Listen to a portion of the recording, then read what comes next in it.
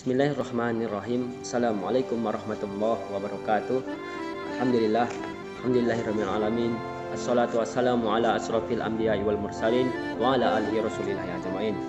Alhamdulillah, kita panjatkan puja dan puji syukur atas kehadiran Allah Subhanahu wa taala yang mana telah memberikan kita kesempatan sehingga kita dapat mengikuti perkuliahan kita pada hari ini, yaitu ujian tengah semester mata kuliah Islam Tamadun Melayu. Nah, dan juga salat serta salam tak pula lupa kita hadiahkan kepada junjungan alam, yakni Nabi besar Muhammad sallallahu alaihi wasallam dengan ucapan Allahumma sholli ala sayyidina Muhammad wa ala ali sayyidina Muhammad.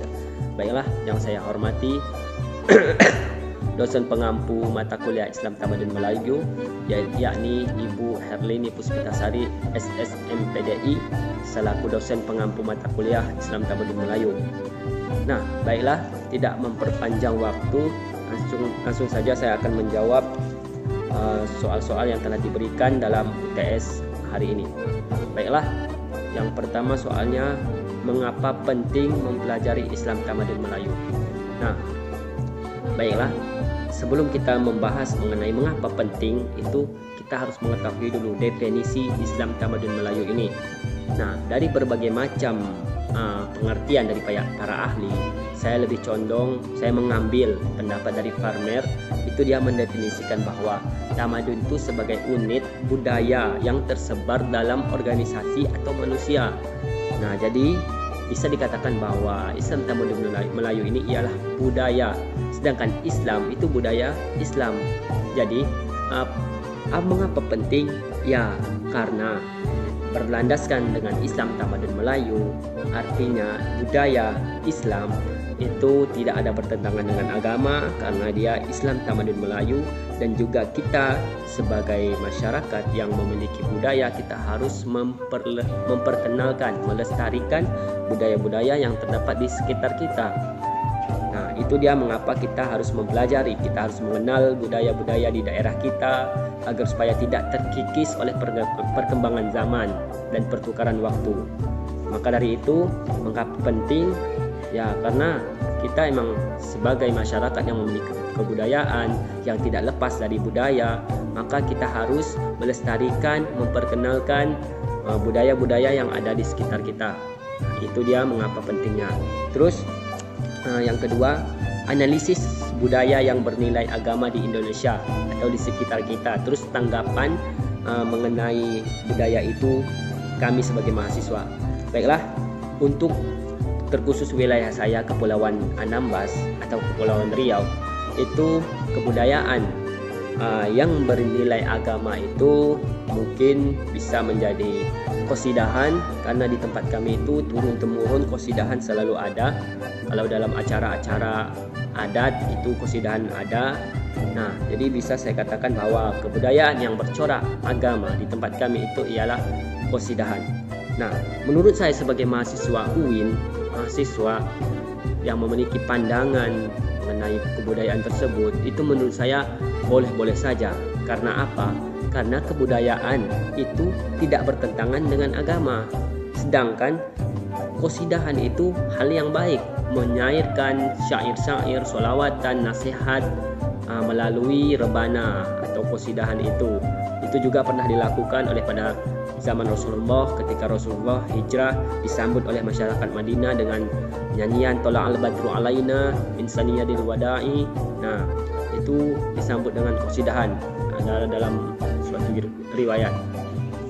Jadi tanggapan saya, hal itu juga wajar karena yang adat tersebut itu tidak bertentangan dengan agama dan juga tidak mengubah-ubah agama. Adapun juga adat yang tempat kami itu yang turun-temurun, bahkan setiap tahunnya tuh digelar besar-besaran, bahkan setiap desa ulang tahun itu ada pergelaran adat, pertandingan adat, yaitu gasing. Gasing menurut saya juga itu bukan hal yang bertentangan dengan agama, karena gasing itu merupakan suatu permainan, suatu hiburan yang dimana kata Nabi, ad-dunya antum a'lamu bi umuri dunyakum, kalian lebih mengetahui tentang diriku mengenai ilmu dunia kalian.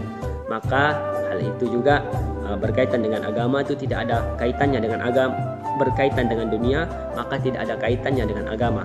Maka dari itu, adat istiadat yang seperti qasidahan, gasing, permainan itu tidak ada bertentangan dengan agama. Maka silahkan lestarikan, silahkan lakukan, silahkan mainkan. Itu menurut pandangan saya mengenai adat istiadat yang ada di sekitar kita. Nah, terus soal yang ketiga, bagaimana corak keberagaman Islam di Riau. Nah, di Riau itu secara bahasa itu kita harus mengetahui corak itu apa artinya. Corak itu berasal dari kata sifat yang berartinya paham, terus macam-macam, bentuk, keberagaman. Jadi corak itu ialah keberagaman atau macam-macam bentuk keagamaan yang ada di Riau.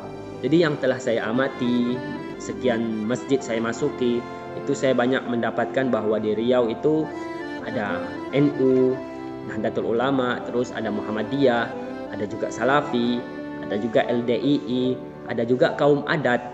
Kaum adat ini merupakan sebutan bagi sekelompok orang atau masyarakat yang mendukung sepenuhnya mengenai nilai-nilai adat. Nah, terus orang-orang seperti itu dikatakan dengan kaum adat. Adat-adat yang sejalan dengan Islam mereka lestarikan, itu bisa disebut dengan kaum adat. Terus ada juga keberagaman agama Al-Qadariyah, pemahaman Al-Qadariyah, terus dan lain-lain sebagainya, masih banyak lagi. Nah, terus yang keempat, apa saja fungsi adat bagi masyarakat Riau? Nah, fungsi adat itu bagi masyarakat, pertama tadi kita telah mengetahui bahwa adat itu ialah suatu turun-temurun, kebudayaan yang turun-temurun yang diajarkan oleh nenek moyang sampai sekarang. Itu pasti mempunyai kebaikan-kebaikan atau norma-norma yang mengajarkan manusia untuk berbuat kebaikan. Jadi fungsi adat itu menurut saya yang pertama itu bisa sebagai acuan norma atau tata kelakuan masyarakat. Terus ada juga untuk memperkuat integritas pola perilaku masyarakat. Terus ada juga yang ketiga sebagai media untuk saling hidup rukun dan menjunjung tinggi kebersamaan. Jadi dari tiga itu juga dapat kita simpulkan bahwa adat itu memiliki kebaikan. Kebaikan itu ialah dapat mempersatukan masyarakat dalam hal budaya, dapat juga menjadi acuan norma, dapat menjadi hukum juga jika tidak bertentangan dengan agama. Terus yang kelima, sebutkan pembagian adat dan masing-masing. Nah, pembagian adat ini juga ada bagi-bagiannya. Ada yang disebut dengan adat sebenarnya adat. Nah, itu artinya adat yang bersumber dari alam. Nah, di mana itu isinya tidak dapat dirubah. Seperti contoh, mungkin kita katakan seperti banjir yang ada air hujan turun, terus airnya itu tersumbat dan itu menyebabkan banjir. Itu juga dikatakan adat istiadat yang alami. Terus itu kalau tidak salah, nanti bisa diluruskan oleh Ibunda. Terus yang kedua, adat yang diadatkan. Nah, ini merupakan jenis adat yang dibuat oleh datuk, oleh nenek moyang agar perencanaan ekonomi dan sosial masyarakat itu setempat berjalan seimbang. Jadi artinya mereka membuat adat yang hasilnya itu akan menjadi lebih baik wilayah tersebut. Seperti mereka rapat, mereka menentukan bahwa ekonomi kita tuh harus begini, terus menjadi adat turun-temurun. Nah, itu yang dinamakan adat yang diadatkan. Terus adat yang ketiga, adat taradat. Adat taradat ini ialah jenis adat yang bersandar, yang tersadar. Jenis adat merupakan yang dibuat melalui musyawarah. Jadi hampir sama tadi dengan yang kedua tadi. Namun di sini adatnya itu bisa kita buat melalui pemusyawaratan. Jadi kita duduk bersama-sama dengan orang-orang di sekitar, orang-orang adat, terus kita buat adat ini seperti ini yang tidak bertentangan dengan agama, lalu disetujui karena hasil musyawarah tersebut, maka jadilah adat tersebut. Terus ada lagi adat istiadat. Nah, adat istiadat ini merupakan serangkaian ketetapan atau aturan yang berlaku di suatu daerah.